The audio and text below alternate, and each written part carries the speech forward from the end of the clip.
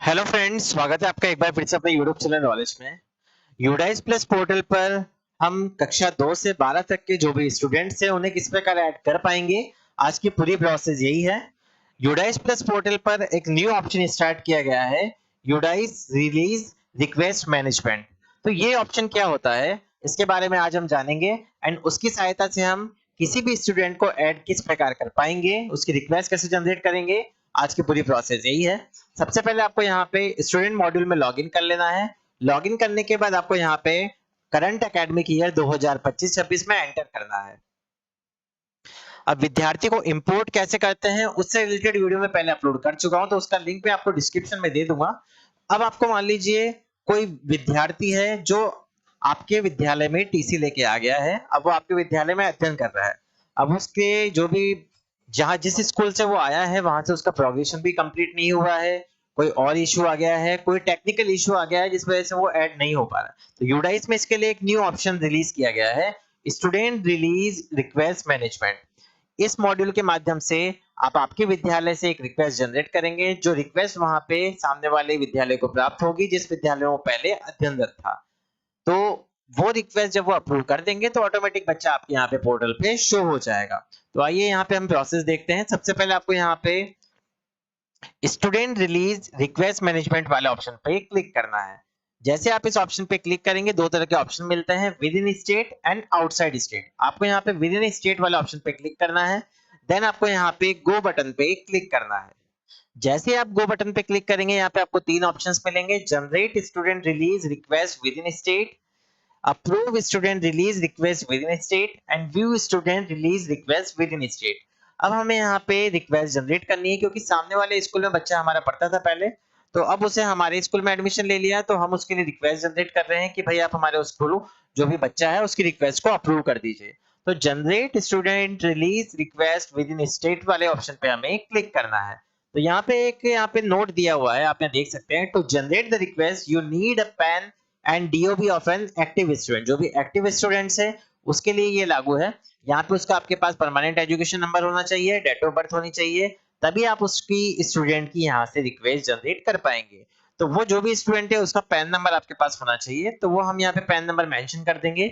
उसके बाद उसकी आपको यहाँ पे डेट ऑफ बर्थ डालनी है, जो उसकी जन्म दिनांक है वो आपको एकदम सही डालनी है जो उसकी रिकॉर्ड्स में है। इसके बाद हम यहाँ पे एक ऑप्शन मिला हुआ है गेट डिटेल्स का, गेट डिटेल्स वाले ऑप्शन पे हम यहाँ पे क्लिक करेंगे।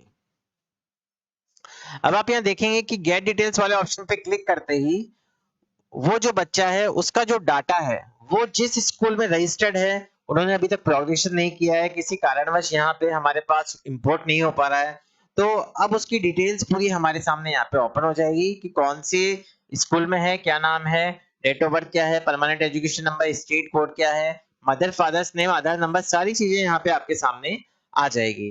अब आपको क्या करना है, नीचे एक ऑप्शन दिया गया है सेलेक्ट रिमार्क का, तो सेलेक्ट रिमार्क वाले ऑप्शन पे आपको यहाँ पे क्लिक करना है। जैसे हम इस पे क्लिक करेंगे नीचे एक ऑप्शन मिलेगा, please release the student from the school records. तो इसको आप यहाँ पे सेलेक्ट करेंगे, देन हमें यहाँ पे simple generate student release request वाले ऑप्शन पे क्लिक करना है। अब आप यहाँ देखेंगे release request successfully generated, request number आ जाएगा एंड सिंपल आपको यहाँ से इसको ओके कर देना है। अब आप जैसे ओके करेंगे तो आपकी जो रिक्वेस्ट है वो सामने वाले विद्यालय के पास चली गई है जिस विद्यालय में वो स्टूडेंट अध्ययन करता था पहले। तो एक बार हम वापस से इसी ऑप्शन पे चलेंगे एंड हम यहाँ पे वापस से गो बटन पे क्लिक करेंगे। अब व्यू स्टूडेंट रिलीज रिक्वेस्ट आप यहाँ से देख सकते हैं, इसका स्टेटस आपके पास यहाँ पे पेंडिंग शो हो रहा है। इसका जो रिक्वेस्ट नंबर हमने डाला है इस पे क्लिक करके इसकी डिटेल वापस से देख सकते हैं। रिक्वेस्ट स्टेटस अभी आ रहा है पेंडिंग, आप चाहें तो इस रिक्वेस्ट को अभी यहाँ पे कैंसिल भी कर सकते हैं, वो आपकी इच्छा है। अब हम चलेंगे उस वाले स्कूल के लॉगिन आईडी पासवर्ड पे जिस स्कूल में वो बच्चा पहले अध्ययनरत था, तो वहां वाले मॉड्यूल में हम चलेंगे। सबसे पहले तो हमें यहाँ पे यूडाइस पे वापस से लॉगिन करना है, स्टूडेंट मॉड्यूल में जाएंगे, लॉगिन बटन पे क्लिक करेंगे, इसको पहले लॉग आउट कर देते हैं पहले वाला सेशन। अब यहाँ पे हमें उस स्कूल के आईडी पासवर्ड डालने हैं जिस स्कूल में वो स्टूडेंट पहले था, तो वो आईडी पासवर्ड हमें यहाँ पे मेंशन करने हैं, थोड़ा सा वेट कीजिए।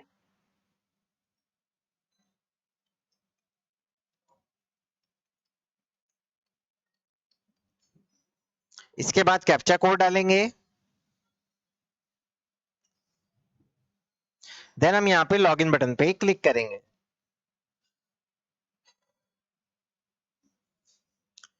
लॉगिन बटन पे क्लिक करने के बाद अब जो विद्यालय है उसका डाटा हमारे सामने ओपन हो गया दूसरे विद्यालय का, तो इसको हम ओपन कर लेंगे। 25-26 में जाएंगे। अब हमारे पास वही ऑप्शन वापस आ जाएगा, वही उसी ऑप्शन पे हमें वापस जाना है, स्टूडेंट रिलीज रिक्वेस्ट मैनेजमेंट।